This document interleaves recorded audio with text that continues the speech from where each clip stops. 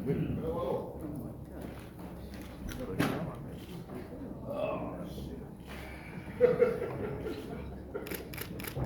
16.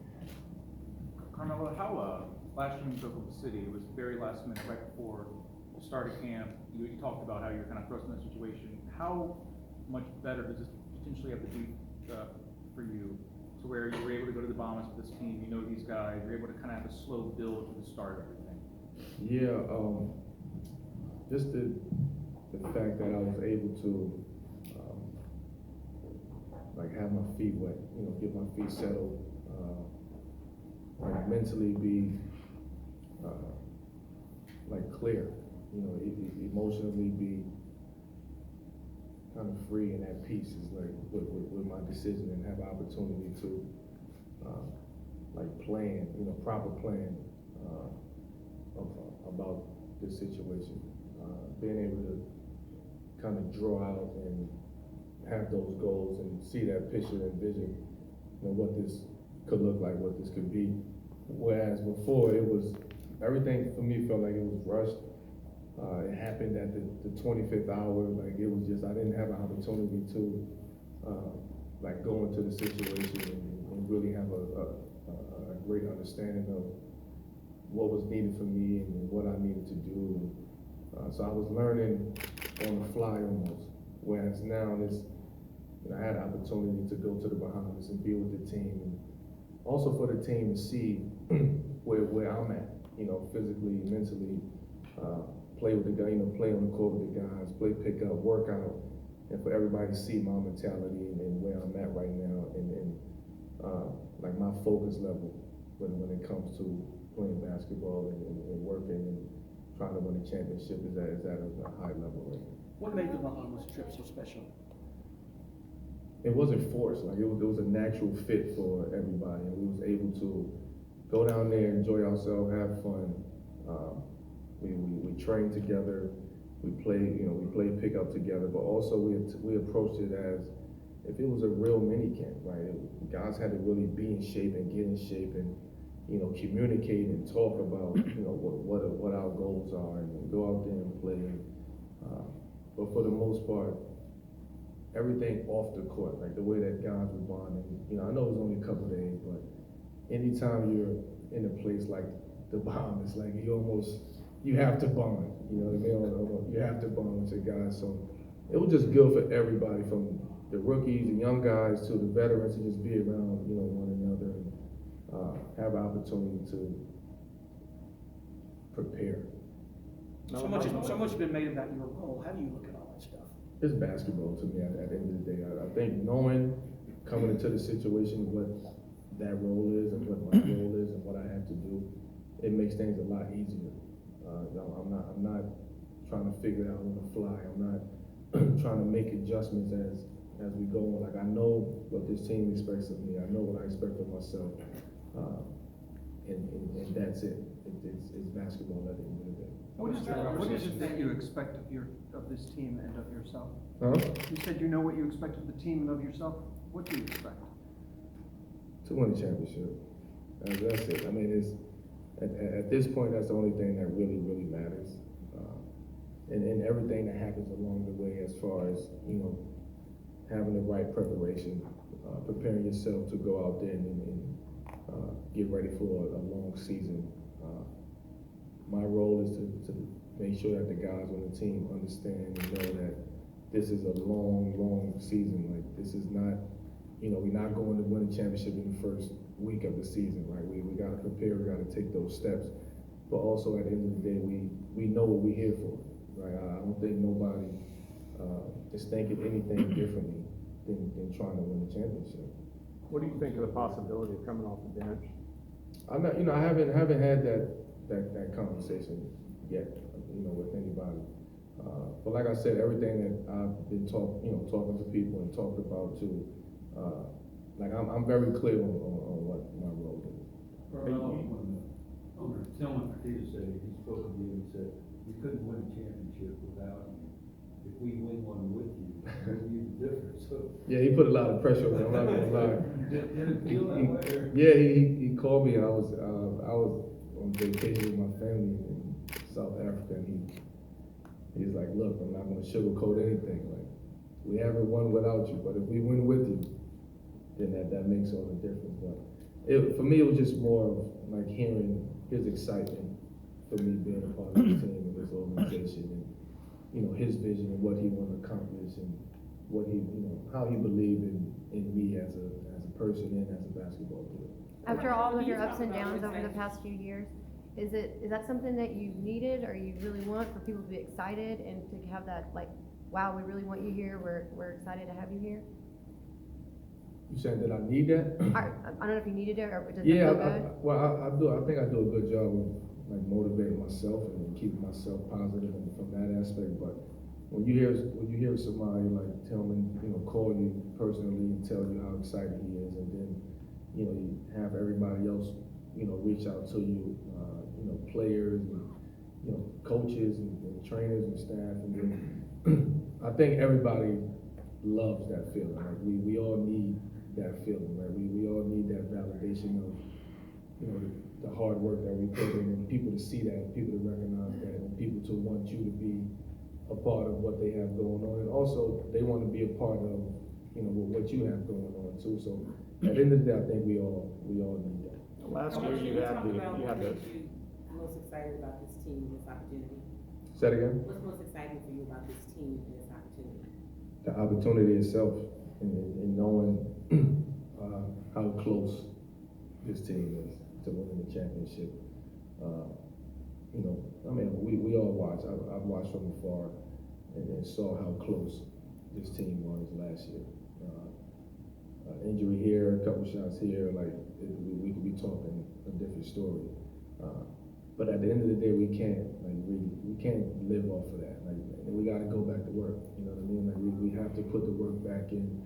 We have to continue, what was created last year, but also understand that this journey is a long, long journey, and we can't try to go do it in one day or 1 week.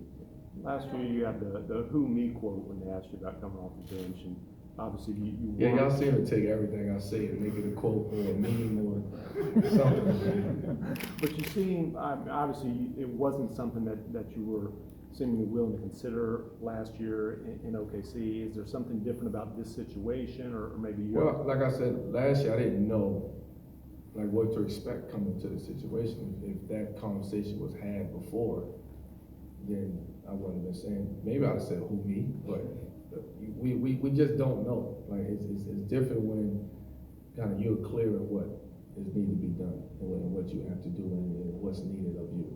It's a big difference. Tillman said you could come off the bench, you could start. Mike said you're going into camp, you have a ton of players, many levers to pull. He's going to kind of watch it play out. But if they have that conversation and said, hey, the best thing for us to win a championship is for you to come off the bench.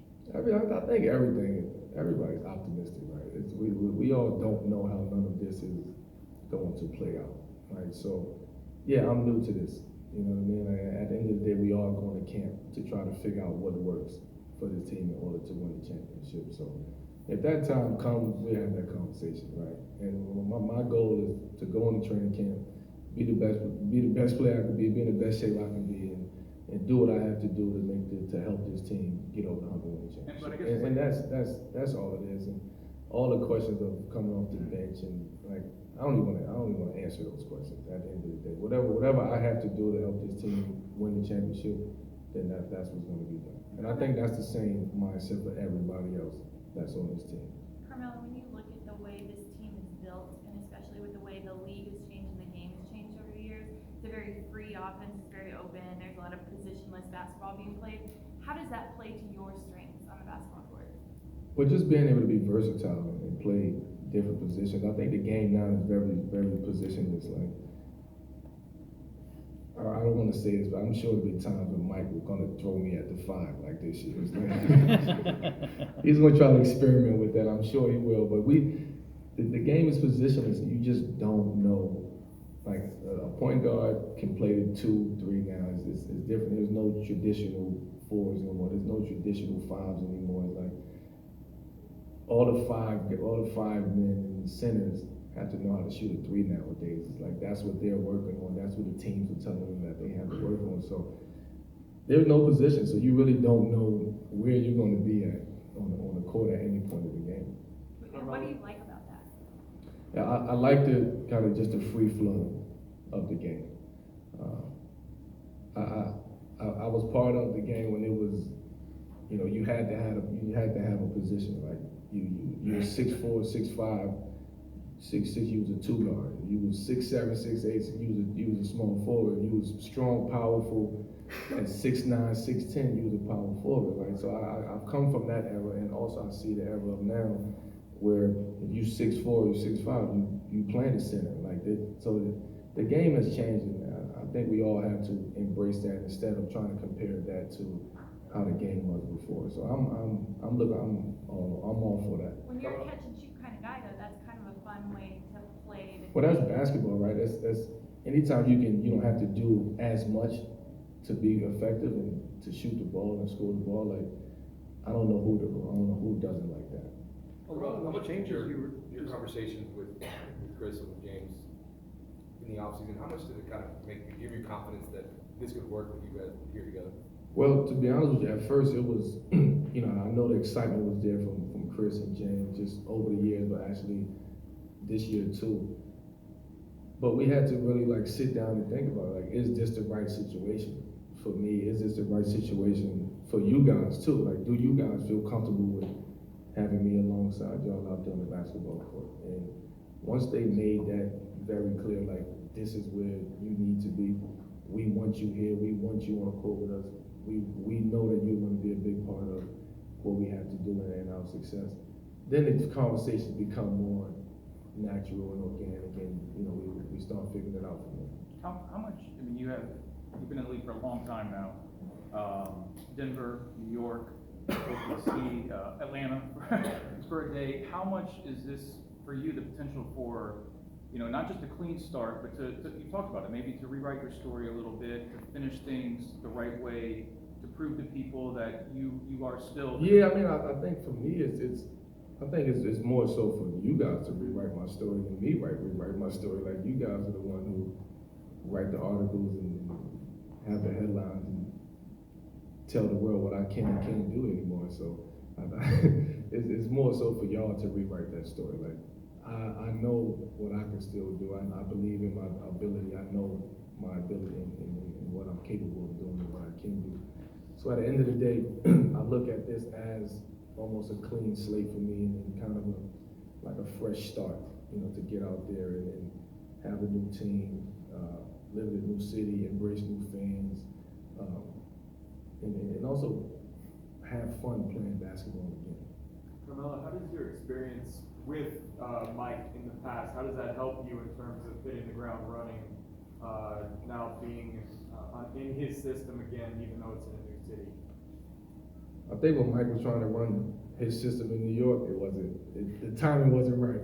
And I think that's something that we both acknowledge, right? And the good thing, one thing I like about having that conversation with Mike was the simple fact that he made it very loud and clear. Listen, I'm much mature, he's much mature, he's older, I'm older. We both out of New York, which can be a very, you know, intense situation. And now is the opportunity to kind of start a new chapter. Like we put that behind us. We both understand where we were at our career at that time and what was expected from us and what we didn't do and you know, kind of just the stresses and confusion and just everything that comes along with being in New York at that time.